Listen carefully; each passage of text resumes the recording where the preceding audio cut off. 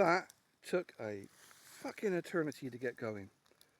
Everything is just, it's not just a damp wood, it's damp in the air. There's always dry wood to find, but there's just so much damp in the air. Because it's rained for like 2 days. And everything is sodden, and there's like real, I had a quick look up the hill just now. That is the top of the hill just there. And yeah, there is basically fog coming up out of the trees.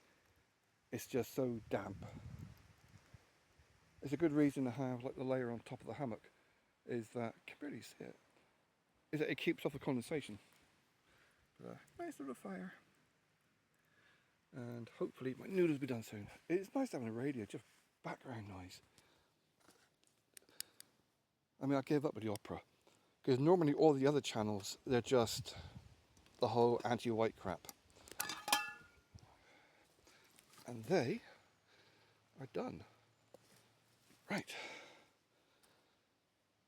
Okay, food. I forgot to bring my dirty bag.